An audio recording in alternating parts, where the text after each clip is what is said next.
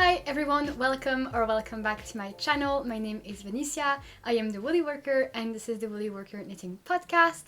Today I'm very excited to join you for a special episode, and as you can see in the title, it is the very popular topic, trendy at the moment, my autumn or fall knitting plans. I wasn't originally going to do one because I didn't have any plans, but then I kind of worked backwards and thought, well, if I were to make one of these videos, what would my plans be?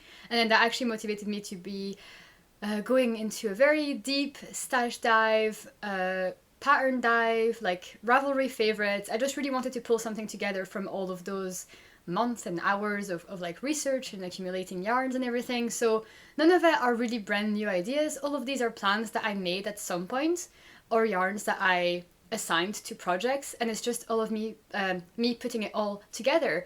And again, I was mostly doing this for me because it helps me stay organized, but I thought there's a demand for these types of videos and I find them inspiring as well. So I hope that you enjoyed this video. Let me know if it's something that you'd like to see again for future seasons. Autumn is definitely one of my favorite seasons, obviously because of the wool aspect of it. But before we get into all of that, I will do a bit of housekeeping first, and then I'll tell you what the video is going to look like. So first things first, if you want to skip any of what I'm about to say, then there are timestamps in the video, like in all of my videos. If you want to move around, I usually have an intro section, and then I try and organize sections in a way that makes sense. So based on the structure of the videos, that's what the timestamps are going to be, and all of that is in the description down below, which you can click on see more or show more for the drop down menu, and you can see all of the information as well as links to patterns, designers, yarns. I try and keep that as descriptive as possible. I've also decided to make a Ravelry bundle of all of my plans and favorites, so that I want to say 15 or 16 patterns that I will talk about today are all going to be in that one place, which you can go check out if you'd like and save it for yourself to come back to. While you're there, if you want, you can also follow me on Ravelry or on Instagram. It's also at The Woolly Worker, same as here on YouTube. And you can also find me on Ko-fi at that username if you wanted to support the work that I do for my videos. For just the price of a cup of coffee, it really means a lot. It has helped me, for example, buy a microphone, and I'd like to buy a new tripod. So if you can contribute in any amount, that would be super appreciated. And of course, it's not necessary, and just your views and comments mean more than enough. So just thought I'd mention that. So like I said, the structure of this video then it might vary from some of the other fall plans that I've watched and that you may have watched, because this is what is going to work best for me. So first I'll talk about my thought process behind this video and my autumn planning. And then after that, I will talk about the patterns, and I won't go into too much depth about them, but I will talk about the yarn I intend to use and either some background on the yarn or some background on the pattern. So I'll just talk a little bit about why this made the list and why I liked the pattern and the yarn, or why I thought that the yarn was a good match for the pattern. So that's what I think is going to be good for this. And as a note, I may use the terms fall and autumn interchangeably because I live in Scotland and we use autumn here, but I learned English at school in Belgium. It was American English, and they use fall. So my brain still doesn't really, it's hard, old habits die hard, so I might use that interchangeably, whatever. But yeah, I'm very excited. It's also like 6-7 p.m. here, so I don't know how the lighting is going to be, because usually I try and film in the mornings when the lighting is better and when my brain is at full working power. This is like bedtime for me, so I'm sorry if I ramble more than usual or if things don't make sense, but this was the only time I had to film, so yeah, bear with me. Okay, so I wanted to talk about my way of planning for this fall.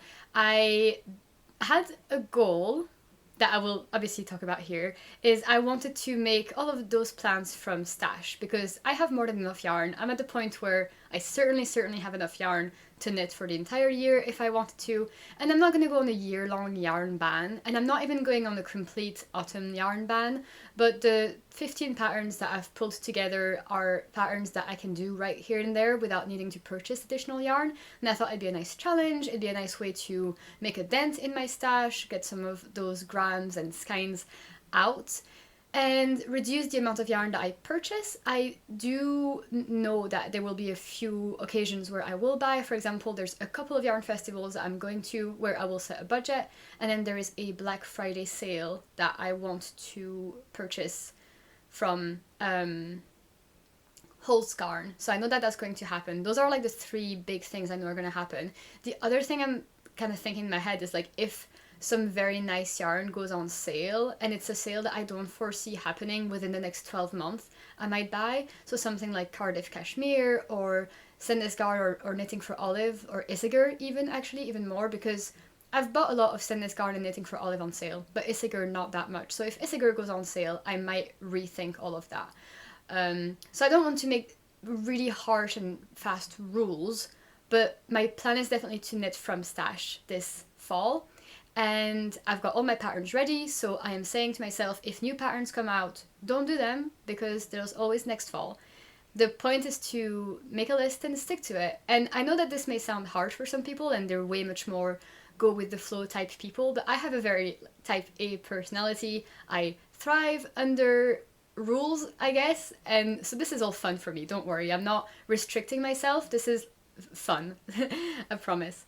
So yeah, if you want to join me in this kind of stash busting fall, then let me know and we can motivate each other. I've also looked back on my Ravelry stats to see how old the stash I am using is, and I will be putting that on screen as I'm talking about it. The oldest one dates back from October 2022, and then the most recent one is like basically in July or August this year. So yeah, there's not going to be an order in which I do that. I'm not going to go from oldest to newest, but I just thought it'd be interesting to see when I bought the yarn that I'm going to be talking about in this video. The other thing I wanted to mention is that if you're planning to do any of the projects I mentioned, then please message me. It'd be really fun to do little mini knit-alongs, really nothing too formal. I'm not in the headspace to organize a KAL right now, but I just thought if a bunch of us were wanting to make one of those sweaters or accessories together, I could make a little group chat or we can make a Ravelry thread, and that could be really, really fun. So by all means, if you were planning to make those things, let me know. But don't go too out of your way to make them with me. Because it's not like an actual KAL, but yeah, if you had rough ideas of making those sweaters, or you have the yarn already, then let's do it together, and just message me on any of those platforms. My links are below. Okay, so the meat of this video, the fall, autumn. Like I said, it's one of my favorite seasons, but it's not my favorite color palettes. I feel like it's not like my colors.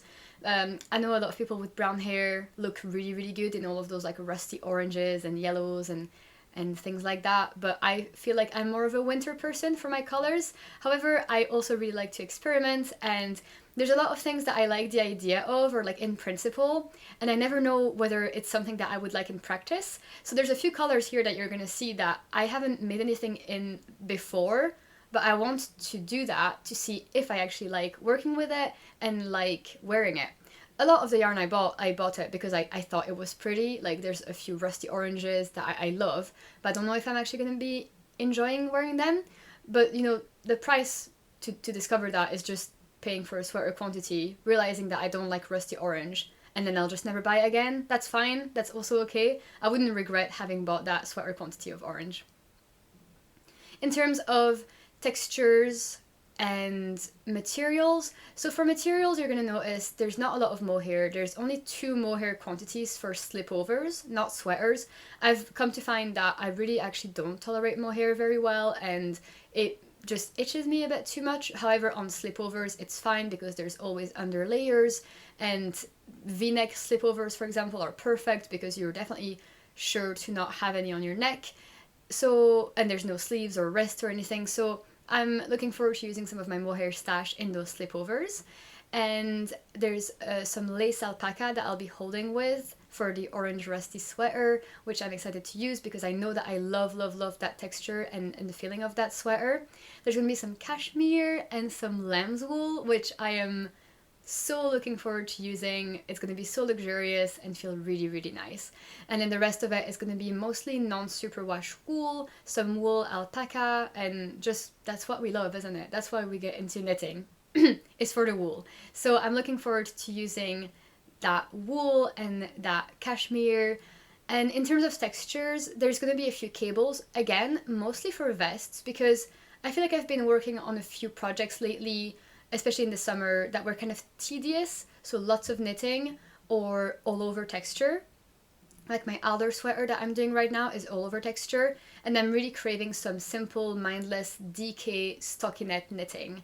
So I know that I will get bored if that is only what I do, so I've got quite a lot of DK stockinette sweaters, but a few cabled and textured vests, because they will be more rewarding, quicker to do, a nice way to break things up, no sleeves to knit, so I'm probably going to always have a sweater and a vest on the go, which is going to be nice. And then talking about variety, there's also going to be a vast variety of projects. If my calculations are right, we are going to be seeing 7 pullovers, 4 vests, 1 cardigan, 2 hats, 1 collar, 1 shawl, and 4 pairs of socks, which I know is a lot.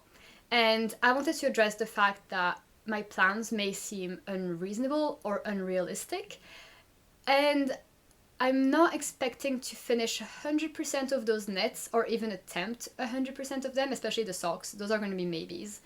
But I feel like it isn't actually that unrealistic, because I'm going to be starting this on the 1st of September, which is like, yeah, start of autumn knitting, let's say. And then probably still through December finish some of those. So that's 4 months. And I collect my stats all the time. And last winter, I knitted pretty much that same amount of things. I knitted a lot of sweaters, a lot of vests, and a lot of accessories. So it's not that unrealistic for me personally, because I spend a lot of time knitting. I don't have a lot of many other responsibilities apart from my day job. So that leaves me with a lot of time to finish projects, and I know that not everyone has that available to them, which is why outputs might differ. I'm not a particularly fast knitter, like the action of knitting is not that fast, but I spend a lot of time knitting. So yeah, it's a nice to-do list because you don't want to run out of ideas, but I'm not expecting to do all of them.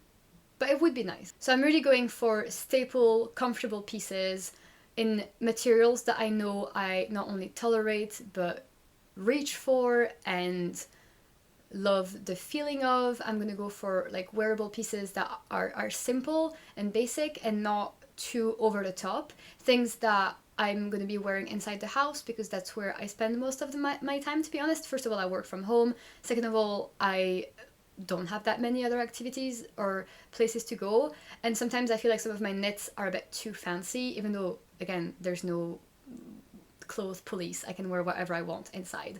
But I just don't reach for those pieces as much. So I want to make pieces for this autumn that I'll be reaching for at home. So I think that's it for the preamble of this video and the thinking behind this planning. I hope that section was interesting. I don't know if most of you clicked on this video because you wanted to see the second section, which is all the specific patterns, or if you liked hearing the thinking behind those patterns and plans. Let me know in the comments why you clicked on this video, or like what do you particularly like about fall 2023 knitting plan videos. Is it the patterns, or is it the themes and the color palettes and everything? Because I don't have a mood board or anything. For me, it was very much go in my Ravelry favorites, pick out the ones that I want to do. So I will now talk about the patterns, shall I? I will talk about the sweaters first, and then I'll move on to cardigans and vests, and then I'll do the accessories at the very end. But like I said, everything will be down below. So the first sweater, and those are in no order, so take that with a pinch of salt. The first one is the Lakes Pullover by Ozetta. This is a worsted weight, saddle shoulder, oversized jumper that is absolutely stunning. I fell in love with the saddle shoulder while making my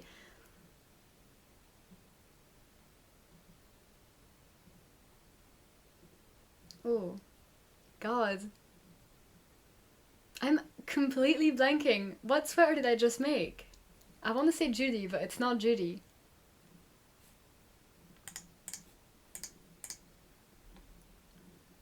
My Joan sweater. My Joan sweater was also a saddle shoulder, and I like the fit on me, and I like the look and the silhouette. I really, really like it. So I want another one. People recommended this one to me. And for this, I have bought some yarn recently on sale, and it is the Knitting for Olive Heavy Merino in the colorway Fennel Seed, which is this gorgeous, gorgeous, like muted green slash beige slash yellow almost, and I really like it. It's a very popular color. They also have it in the merino and the soft silk mohair, but I just really wanted a heavy merino one. And there's not that many projects on Ravelry that have used the heavy merino in this color, so I'll be adding to that. And yeah, I was really, really happy to have this yarn for cheaper than usual, that they had it in stock in the color that I wanted. I was hesitating when I put that project on my list. I knew that I wanted to use the Knitting for Olive merino, like heavy merino, but I was hesitating between this and maybe like an ochre color or a like olive dark green or this. And I'm happy that I went for this. I think it's going to look really nice. And it's still quite neutral because it's really muted. So I'm looking forward to doing that. I have used this yarn before with soft silk mohair, but never on its own. I find it really nice and neutral against the skin. It's not plush or soft or squishy. It's more dry without being itchy. It's a more expensive worsted than other might be, but the colors are great. They're really consistent. They're nice to work with, and they make a really nice fabric. I think I might struggle a bit with rowing out, I've noticed, and like there's quite a long yoke that you knit flat, so I might do the trick where you use a different size needle for the purling side. So yeah, just something to keep in mind. And I've bought a few of Ozetta's patterns before and worked some amount of them, and I find them really easy to read and to follow. I like the way that they're written, and I know that this is going to be a safe project. Lots of stockinette, lots of interest and structural elements, so I know that I won't be bored while making it, and it'll probably be quick because it's worsted weight. Okay, I don't know if that was enough or not enough talk about this project, but as I was speaking, I will have put the date that I bought that yarn, just to give a context. So the next project is from Petite Knit and is the Elizabeth blouse. Now I've talked about this yarn before because I bought it during one of my weekly vlog type videos. I was making a shawl in Cardiff Cashmere Classic in the color like red, and it was one of the best week of my life because the yarn was the best thing I had ever worked with. And I was so sad it was over so soon because it was a tiny little scarf that was done in like 4 days. And I just couldn't wait until the time I would be knitting a whole sweater from it. And then Shop Knitted Home had a sale at around that time, so I bought a sweater quantity of cashmere. And I bought it in the same color that Petite Knit had her sample in, which is 647. It's like indigo, I think. And this is what the color looks like. I'll show you the box.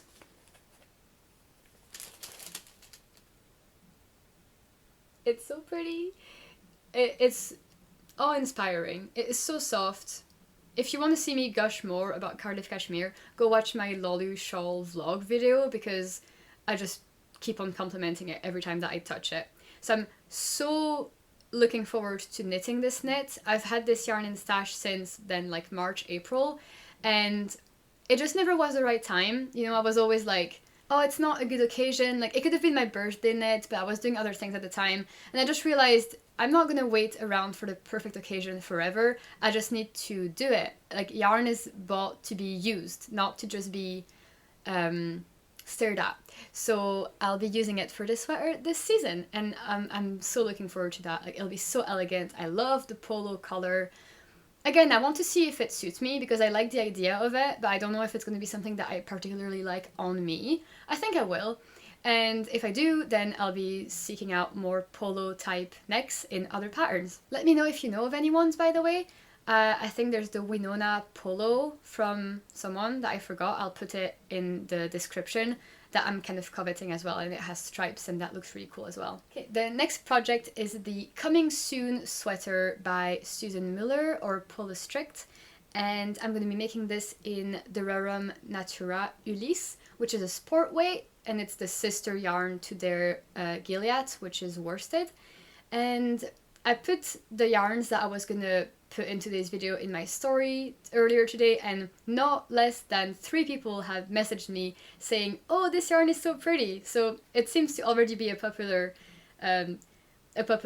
yarn based on just that story alone, but I really like it. It's the colorway Forêt, which means forest, and I think it's showing quite well on camera. It's this like very rich, deep dark green that's almost brown. It's quite heathered. You can see there's some tiny little specks of maybe yellow and some tiny specks of brown in amongst all the dark green. It's a sport way. I think it was pretty much recommended as the yarn, or it was like the second yarn that was recommended from the original. I think the original was La Mana Como, which was a bit more expensive. I also happened to have bought this yarn on sale from that Scottish shop, Great British Yarns, who is closing down. Back when they had quite a lot of like sweater quantities of all the Durarrum, I stocked up on the Durarrum because it is a little bit pricier / normal. So I'm not a fan of, like, maybe I wouldn't have bought that at full price, but because it was 15% off, I splurged, got a sweater quantity, and it was always with that project in mind. And I think now would be a great time to do it because this is a perfect autumnal color. The sweater is all over half fisherman's rib, not brioche, like it's made with the fisherman's rib technique, which I personally prefer than brioche.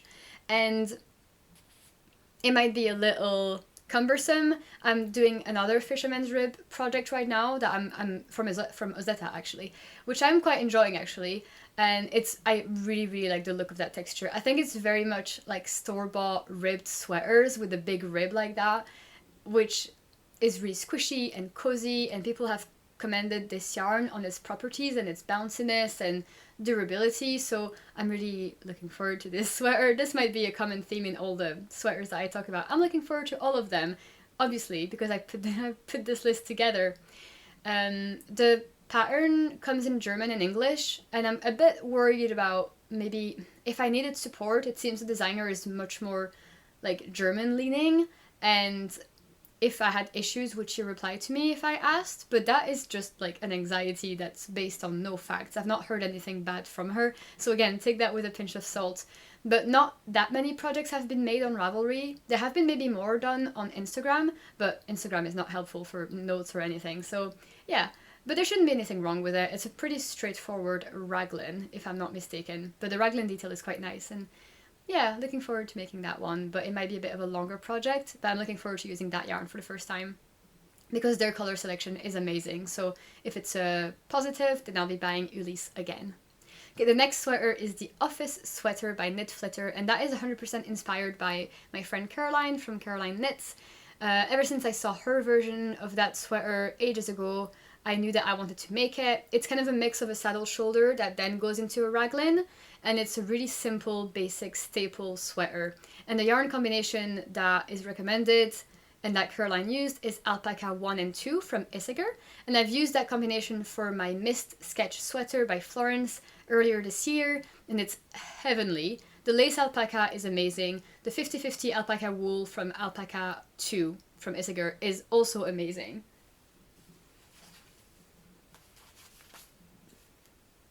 And I had actually bought this yarn earlier in the year with the podcast. I showed it on the podcast, so you'll be happy to see this again make an appearance. It was at my local yarn shop, Be Inspired Fibers in Edinburgh. They had everything that I needed in the right quantities, so what more can you ask? I haven't checked yet, but I'm going to measure the gauge on my sweater and see if I can just use the same needle size. If not, yeah, basically using my sweater that I've already made as a gauge swatch, and then adjusting based on whether I need to go up or down, or whether I need to size up or down from the sweater. But Knit Flitter is actually going on maternity leave. If I understand her Instagram correctly, it's not in a language that I speak. I think she's going on maternity leave in 2 weeks, and she will put her website down. So if you want to buy this pattern or any of her other patterns, buy it now, because I really don't think you'll be able to when she goes. So yeah, good tip. She has quite a lot of nice t-shirts. I also want to make her office tee. I didn't get around to making it this year, but it was also on my list. And also, fun fact, I added that pattern on Ravelry, the office tee, because I really wanted to add it to my queue, but it didn't exist. So I made it up and I added it to my queue afterwards. So this is like, fight your battles, you know. If it doesn't exist in the world, go and make it up. So anyway, the next project is sweater number 22 by My Favorite Things Knitwear. I love this look. I don't like the colors. The colors put me off immediately. I don't like black and white or like navy and white stripes. I don't like that. But I love that shoulder detail with the buttons. I think it's so cute, and it's really rare and not something I've seen a lot of people do. I think Along Avec Anna has one the Clovelly jumper that has that little shoulder detail, so go check that out if you want as well. But I want to make that one. It's just a drop shoulder, very oversized sweater with a nice stripe motif all throughout. And I had seen a version on Instagram from Annette Knit that was stripes of camel and black, and I loved that. So I bought the exact same colors, I think. This was from Maple Tree Yarns. They've got really good prices for Filcolana yarns, and they've got pretty much a huge stock of all the colors at all times. I don't think I've ever not had the color I wanted in stock from them, so recommend their website, Maple Tree Yarns. And yeah, those colors are super cute. They're not like autumnal per se, they're just very neutral. It's not really any season, is it? And this is Filcolana Peruvian Highland wool, which I've worked with before. I love. It's really soft. It's like next to skin soft. I've already picked the buttons as well. They're going to be black buttons at the top. And I've really been wanting to make this sweater for the longest time, but it just never was the right time, and then it got too warm, and I wanted to maybe make it for like the striped KAL by Marlene Knits, but it was too hot a sweater to make in summer, so then I didn't. But I probably will make that quite early on, I think, because I want to wear it, but I might say that about every sweater. But yeah, I'm really looking forward to making those black and camel stripes. I think I'm really, really happy with my color choice. I saw another one that was lovely, that was like a camel and a poppy red stripe, so that was also super fun. So I'm keeping that color combo for a different striped sweater at some point. Okay, the next is going to be a very special project because it's a fingering weight sweater, so fully aware that I might not finish it, but it would be nice, wouldn't it?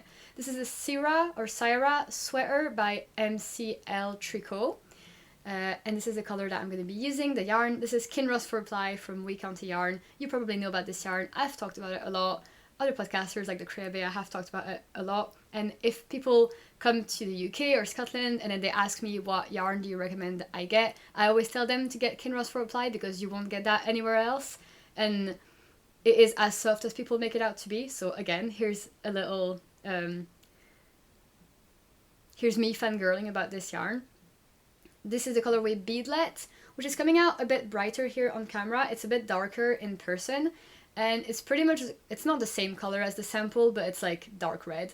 And I think this color would look good on me. I'm usually not a fan of pink, but this is like red enough and deep dark enough that I like it. And this is a fingering weight yarn that softens incredibly after being washed because there's still some spinning oil on it right now. It's not too expensive. It comes in 50 gram hanks. I'm not sure if I bought this on sale. I don't think I did, but it is available in a few shops online in the UK. Some are more expensive than others, but I think the cheapest that you can get this is like under £7 or under £8, or I'll put it here. The cheapest that I've seen it, I'll put the price below. So I highly recommend that if you're able to get a sweater quantity of this yarn, get it. But the sweater itself, let's talk about that. It's a fingering weight sweater. It's actually a drop shoulder, which is exciting because I have a few fingering weight sweater plans, and a bunch of them are raglans or circular yokes, but I think this is one of the only fingering weight drop shoulders that I've got on my list, so that's exciting. And then the sleeves are so beautiful, and I'll put a close up here so you can see, but you get this like, oh, this is gonna be tricky because I don't know what the word is, but you like a pleat, I think is pleated, where the sleeves are kind of like balloony and then they get folded and make this detail, and then there's ribbing.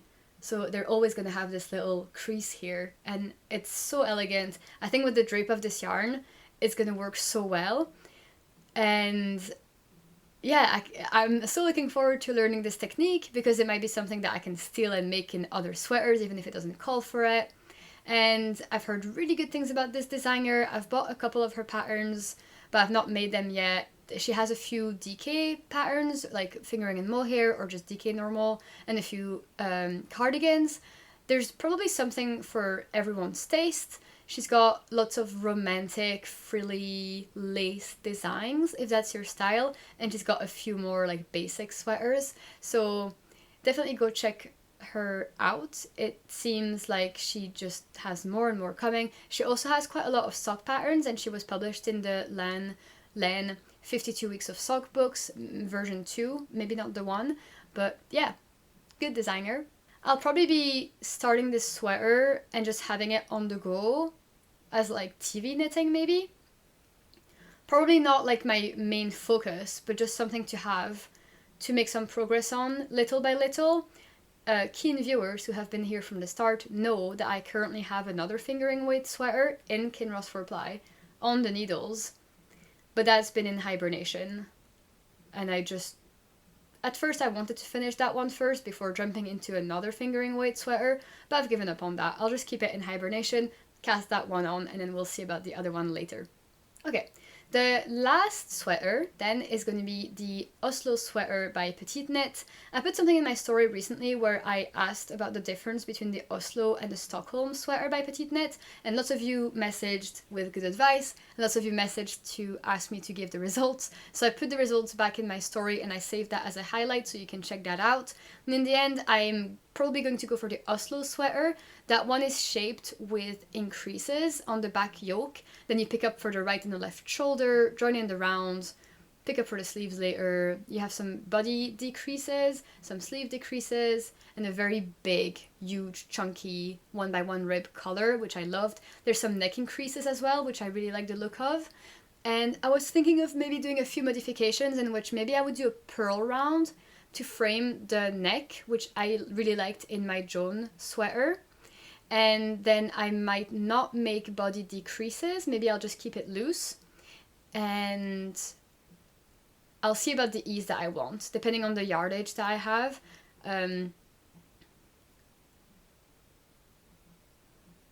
But those were kind of the main differences between the Stockholm and the Oslo, were those details that I've just mentioned, like the shaping of the back, the ease required, and some of the body and sleeve decreases. There's also a very helpful Ravelry note in one project that details the differences between the two, so I'll also link that below if you were wondering, because she put it in much better words than I ever could, and she knitted both, so she clearly knows what she's talking about, so I'll put that below as well. And the yarn I'm going to be using for that project is some Gepard Pura Lana in a color that is going to be very familiar to you, and it's like this color, and it's actually, yeah, this is pretty accurate. It's like another burgundy. It's darker than the other one, definitely more black, and a bit darker and more purple than this one, which is like more pink, as you can see. So that's the difference, and I'm really excited to have those two colors. I don't have that many, like those are pretty much the only two burgundy quantities I have. And even in my store-bought wardrobe, it's not something that I have a lot of, but it's something that I do enjoy wearing and I've been told looks good on me. So yeah, I think I prefer this one than the previous one because it's darker and, like I said, less pink. This is 50/50 wool alpaca. I've not worked with it yet, but it's quite affordable. It's not too bad. I think right now my Ivory Room sells these for £7 a ball, and a ball gets you 115 meters for 50 gram. This is the color 492. And yeah, I really want to use this yarn because they have amazing colors. So I want to give it a test dry first, see if I like it, then I'll buy more quantities probably in the future. There's so many new designs up and coming that have been using Pura Lana as a wool, either on its own or used in combination with other wools.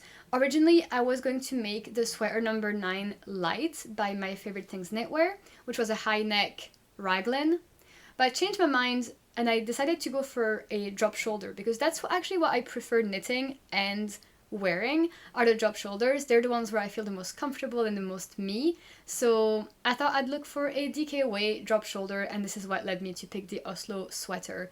But I'm obviously always on the lookout for more staple basic shapes, especially from designers that might be lesser known. So let me know if you know of any very simple, no frills, drop shoulder, crew neck DK jumpers. I know that's a lot to ask. If they have modifications like stripes or color work, I probably could just omit those. So if you like something, if you like the shape of one of those sweaters, let me know. So I think that's it for all the sweaters. I hope we're doing okay on time. I cannot see on my phone. So let's just keep going. The next one is a cardigan, and it's the only cardigan on the list, and it's the Traveler's Cardigan by Ozetta. And I've already talked about this yarn before because I bought it while I was on the podcast, and this is Wool Dreamers Mancholopi in the color green. And I bought 3 of these. They're absolutely massive. And apparently they're enough, just 3 balls to make an entire cardigan. The cardigan is cropped. You're using the yarn double. It comes already doubled. So if you wanted to hold it single, you already have like twice the quantity. And the balls were like 7 or 8 pounds from memory, which makes this a very, very affordable cardigan. I think I'm going to be using some mother of pearls button for this, just to go with the whole like whimsical vibe. This is definitely not an autumn color. This is one of those like wild cards that I was telling you about, where just to break up the monotony, get some variety. Even though everything I've just shown is very much like dark greens, rusty reds, rusty oranges, and browns, like I wanted something. I just don't want to be constrained by just using one color palette. And also I really want this cardigan. And I want a quick win because I really want and need more cardigans in my life, but I never have the motivation to knit them if they take too long. So I knew that it would be setting myself up for failure to ask myself to make more than one cardigan. So I've only put one cardigan on the list. It's a like, I guess, worsted or iron weight one, which I'm fairly confident I will be able to finish. And it's really cute. And if I like it, I might make it again in different colors. I'm not really sure. Like, I guess it would look really good with like jeans, like denim jeans and a white t-shirt, pretty much how the author has styled hers. And it'll be a nice outerwear piece because that wool is meant to be really, really warm and like windproof. So I'm looking forward to having that because I don't love wearing coats outside. I feel like I overheat. So a very nice jackety, woolly knitted cardigan might do the trick to protect me from the Scottish winds. Okay, so let's go into the vests now. We have 3.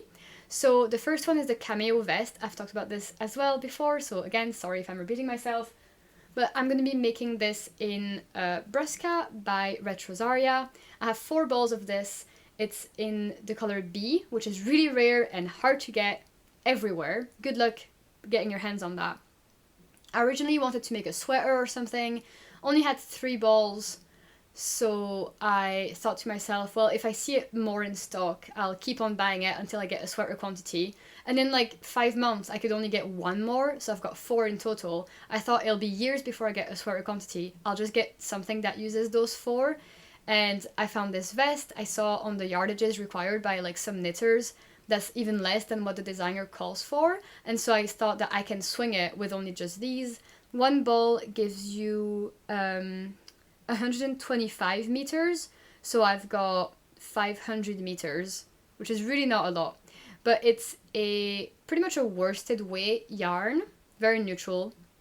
The cameo vest is this beautiful sort of like jacket without sleeves with buttons in the middle vest that has a really nice lace detail and all over texture, which, like I said, will be fun to work on without the commitment of having to do it for an entire sweater. And the only thing is, because it's that open vest, it'll be in the round, but it'll be flat the whole time. Can you say that?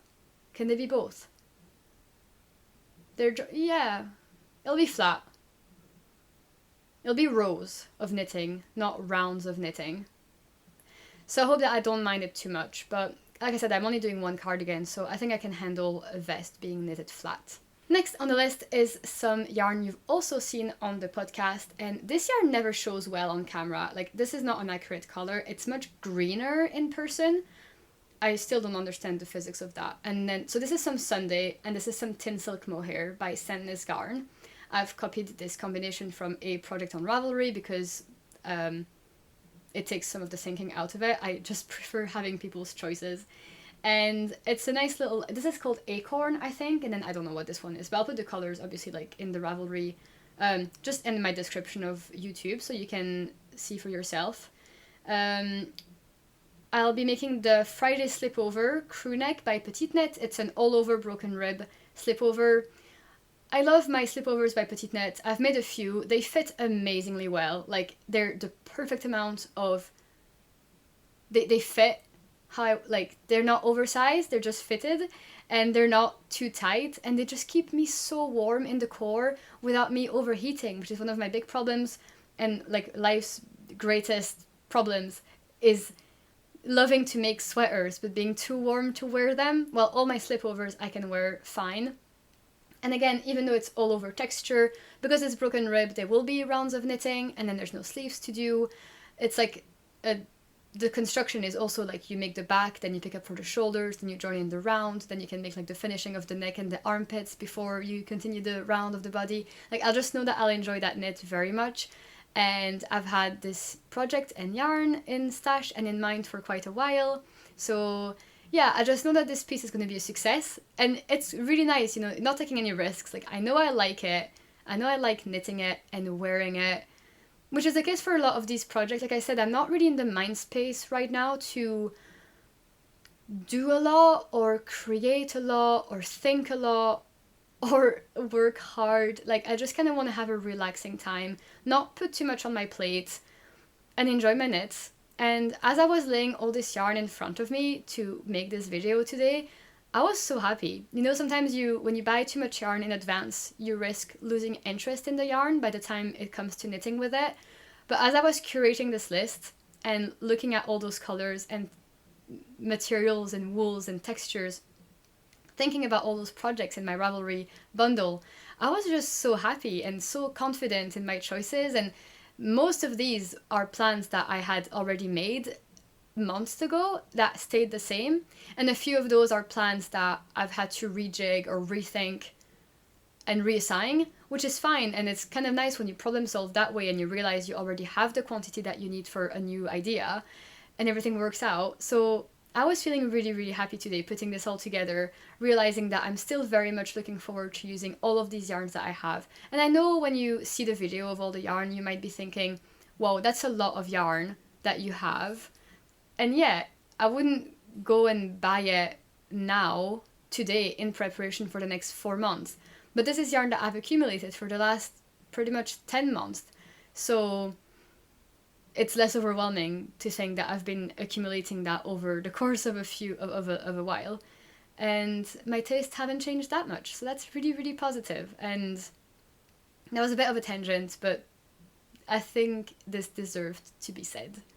So the next project is another vest, and it's vest number 8 by My Favorite Things Knitwear. I've talked about that as well because I had bought this yarn a very long time ago. That was back in November last year, and I was going to make a camisole, and I just, because of Instagram had influenced me. This is colorway powder, and it just looks way too skin tone to me, way too Instagram beige. It's not at all my color. I don't know what came over me. I was totally influenced in a bad way.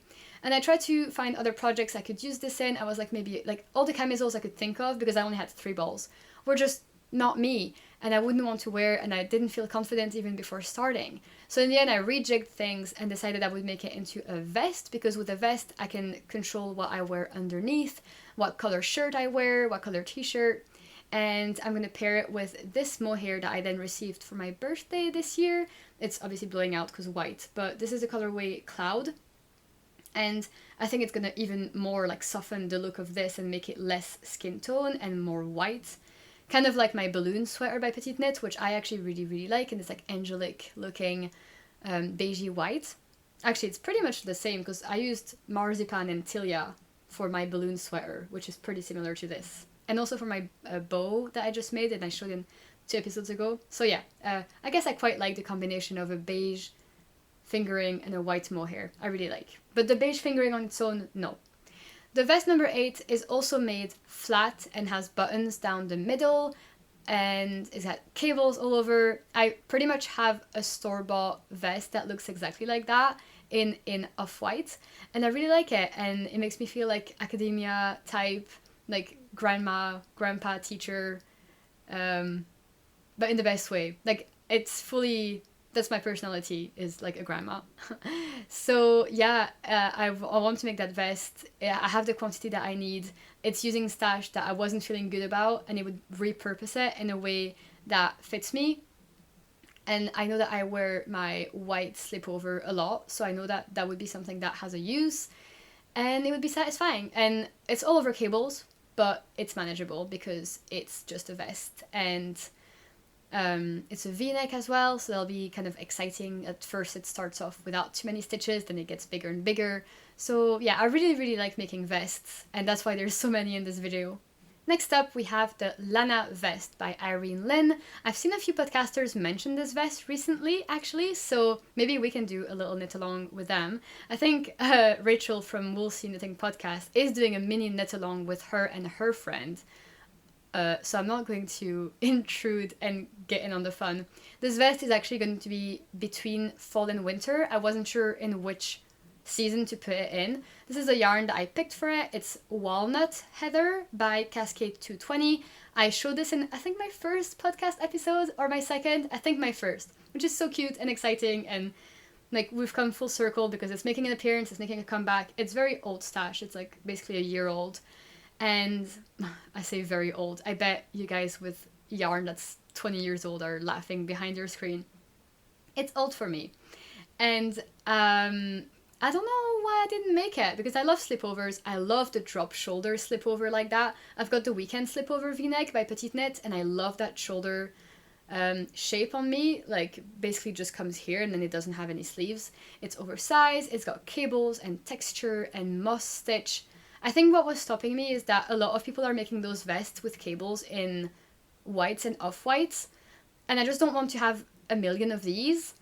So I wanted to go out of my comfort zone and pick a different color than everyone did, so I didn't want to pick an off-white. So I picked this like medium tone, and I was kind of maybe a bit disappointed at first. I thought, should I have gone for a complete darker tone? Like dark grey would be really cool with cables. So I don't know, I think I'll just have to do it. There's no way of knowing. Like, it's really hard to imagine what this would look like knitted up as the pattern, but I want to trust myself. I won't not like it. Like, this is a neutral. I think you'd have to try hard not to like this color. I don't know what I'm saying, but I guess I wasn't feeling 100% sure about the color, which is why I never cast it on last year. I had even wound the cakes up. That's saying a lot. But I just never did it. But this year is the year. I will either make this in autumn or in winter. I really hope. Obviously not making any promises. But I really want to make her patterns, Irene. And this is the first one I laid my eyes on. And a few more have followed. But this is the OG that inspired me to follow her as the designer. And she just never fails to impress and surprise with new designs. And this yarn is also a staple, very soft, trustworthy, affordable, hardworking, accessible, I think, to a lot of countries and people. So yeah, I think that's it for all the garments. So let's talk about accessories now.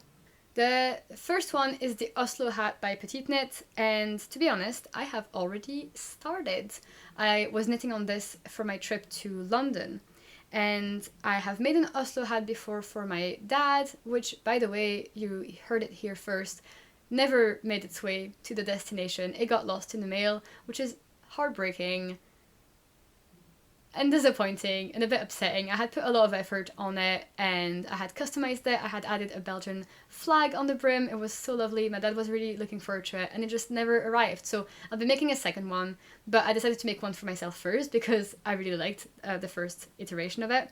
So this one I'm using Double Sunday by Sandnes Garn in the color Into the Woods, which is a very nice dark green, almost brown, kind of like this one. Obviously I have a type, like these are so pretty, and colors I always gravitate towards, and I think it goes really well with my blonde hair, so I thought that a hat like that would be perfect. And in my trip to London I have made the double folded brim and started working my way up to the body of the hat. So this is what I've got, and I've not worked on it since coming back from London because I'm going to keep that as my like on the go project, and I'm seeing a friend on Sunday So I'll be working on that then. But I don't foresee this taking much longer because once you do all the work of the double brim, it's just like very soon there will be decreases to do. And yeah, so that's going to be a very quick win for this list. It's going to be nice to have it, and I love the color and I love the pattern. So yeah, Oslo hat by Petite Knit. And then I guess I'll be making one for my dad again, so there will be 2 Oslo hats this season. The next hat is the Stock and Pip Beret by Albiona McLaughlin, and this is a designer that I heard about from my friend Aude from Bubble and Berries. She really likes a lot of Albiona's patterns. I had never heard of her before, but she does have a lot of lovely, lovely patterns. And I found this pattern because I wanted to use up some hand-dyed BFL and Gotland mix. Or is it BFL and Masham? It's BFL and Gotland. So this is what it looks like. It's really, really pretty and neutral. I mean, if this doesn't say autumn, I don't know what does. It's a mix of like tan, brown, orange, green, brown, muted, and a bit of bright orange. It's so lovely. I think it's interesting, but not overpowering, and so it'll look nice as like a bit of variety in the beret. I've never made a beret, so I'm looking forward to seeing if I like that. I think I do in theory. I don't know if I do it in practice. And 1 skein should be the perfect quantity to make 1 beret. I've actually talked about this in my 1 skein of hand-dyed yarn video, where I give you examples of what to do with only 1 skein. So we'll see if I succeed in making the beret with only just 1. And yeah, I came upon this pattern because it was recommending a BFL mix, BFL and Gotland mix. And I had found this very special blend in one of the Scottish hand dyers here, so it was nice and different than the usual like superwash merino hand dye that you may find. I think this will also be a fast project, and I'll maybe just cast this on after the Oslo hat, just to have another hat on the needles as another on-the-go project. The next project is the Vilma Color by Sari Nordland, and I don't know what came over me, because whenever I was seeing those dickies or colors, I never thought it would be for me. I came upon the first ones when I had my book Knitting from the North, or Knitting from the North from Hilary Grant. Yeah. And it had a couple of those, and I was just like, that's so stupid. What is happening? Why is it unfinished? I was dumbfounded. That was years ago. Like a couple, 3 years ago. And then they've come in style so much since, like everybody's making them. And as an overheater, I think I do see the appeal. I think it would be great to just take on as an alternative to a scarf.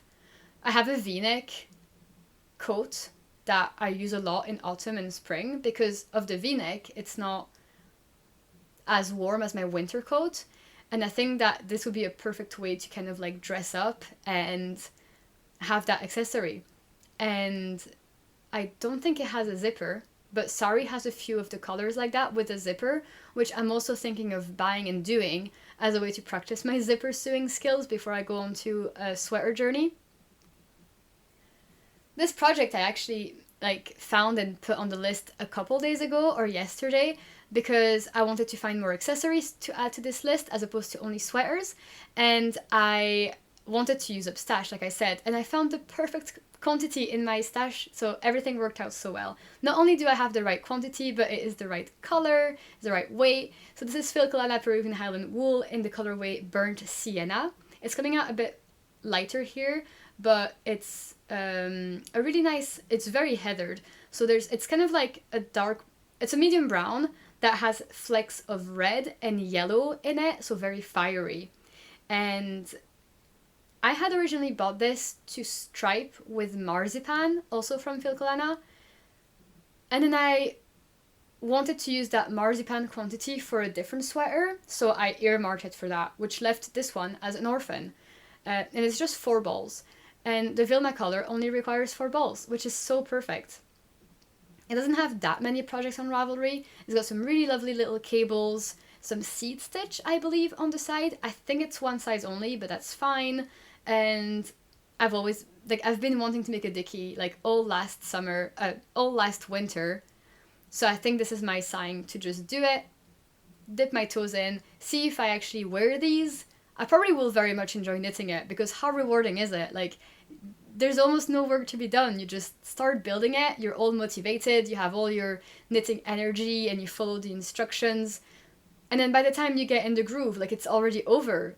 And, like, that's it. I don't think it'll become boring at any point, because no section will be long enough for it to get repetitive.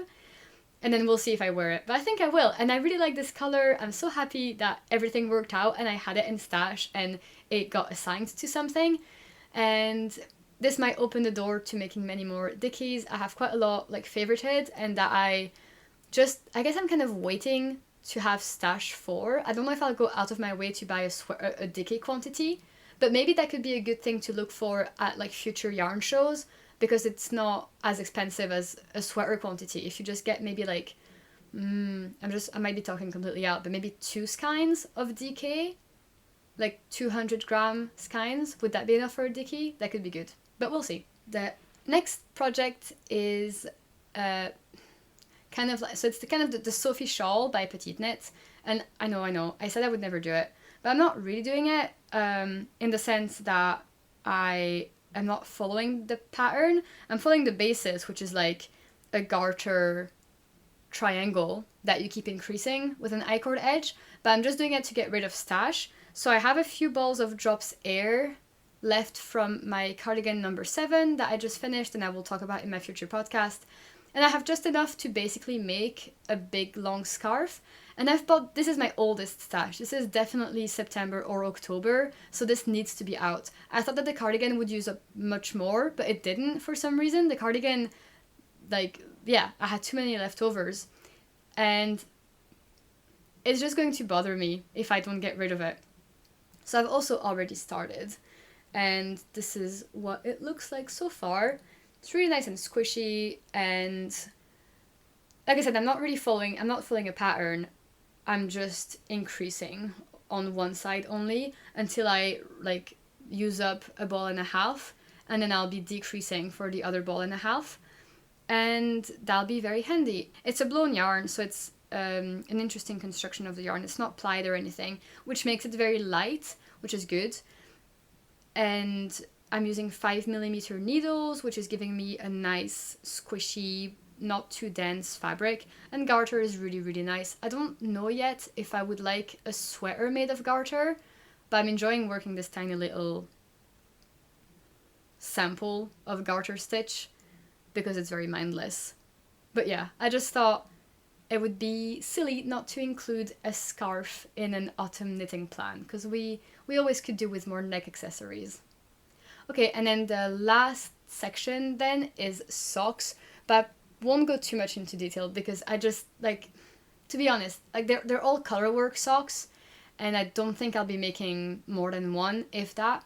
So I'll just put them here on screen. They're all from Charlotte Stone, from Stone Knits. We've got the Just Peachy Pumpkin Socks, I'm Batty for Halloween, Forever Autumn sock set, and one of her latest designs, which is yet unnamed, but she teased on her Instagram, which has toadstool mushrooms.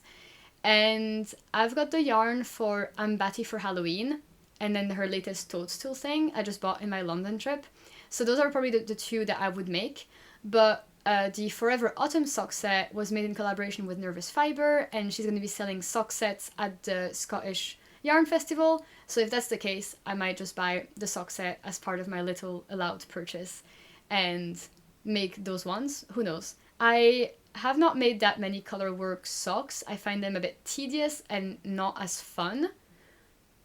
But especially the Batty for Halloween and Forever Autumn, they seem to be all over colorwork, and so might the toadstool. So I think that might be a bit much, like a big ask for me, and I'd rather do other socks, but they're so autumnal, like they're right on theme. So if I were to make a colorwork sock, those are the ones that I would pick.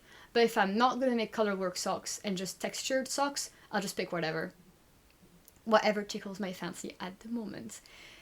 Whew, okay, I think that's it. That was a lot. I don't know if that's too much. Like I said, I know I won't do all of these. There's a lot of them that are maybes, like the Lana vest, maybe the Syra sweater, maybe the fisherman's one, the coming soon sweater. Those might not happen or get finished. But like I said earlier, all that yarn made me very happy to pull together all those patterns I'm excited about. I was really happy and proud to realize that a lot of these aren't petite knit and my favorite thing's knitwear, which is a huge change from Vanissia from last September. She was fully into petite knit. Like, all of my sweaters were from her at that point in time, I believe. I had made like 3 or 4 in a row. So it's nice to see that I have found some new designers that I like, such as Ozetta or Orland Zook or Sari Nordland. So yeah, and like I said, let me know if you are gonna do any of those patterns. If you can take one takeaway from this video is that. Please let me know if you want to do a tiny little knit along together. Nothing serious, nothing fancy, super low-key, just like friends knitting together. I guess I've been kind of jealous of people who like are making a pattern together with a friend. I want to do that too. So if anyone wants to be my friend and knit a sweater at the same time as me, or a hat or a collar, please message me. I hope that doesn't sound too desperate, but I don't know, maybe as we get into like autumn and winter and people are going to be staying indoors more often and talk less to people face to face and like working from home and blah blah blah, like yeah, let's make sure that we foster our relationships and no one gets left behind and people have people to talk to if they desire. I think it's really nice to have those like support networks and just raving about yarn. Like, we need that as knitters, right? Like, there's just too much going on there that can all be kept inside. And again, that's why I have the podcast, because I just need to get those thoughts out. But thank you all for motivating me to make one of these videos, because like I said, I wasn't planning on doing it. And then I'm so happy that I did. I feel like sometimes I can be all over the place and those thoughts can become anxious thoughts sometimes when they're left to their own volition, floating around everywhere. And so putting them on paper, organizing them, writing them down, and listing them all in a Ravelry bundle or queue helped greatly with the overwhelm, and it helps me focus and center, and it'll be so rewarding to use up my stash. I think that's everything I wanted to say. I hope it is. It wasn't too bad filming that late, although now I'm really feeling tired. It's like almost 8 p.m. That's crazy. But what are your knitting plans? If you're not going to do any of those ones, that's fine, but tell me what you're doing so that I can get FOMO and change my plans. No, I'm kidding. I won't do that. But let me know what you're making. And oh god, okay. I'll see you all in the future video. The next video will be a podcast episode next week, and then I will do a London vlog yarn shop tour guide and like my advice on what shop to go to depending on your needs. So subscribe if you haven't already and you want to see those videos. Like this video, comment, share it with your friends, share it on your Instagram. It helps the channel grow, it helps motivate me to make more of these videos, and also it makes me like it's worth it making all this content and working hard on editing it. But I hope you have a good rest of your day. Happy knitting. See you all later. Bye.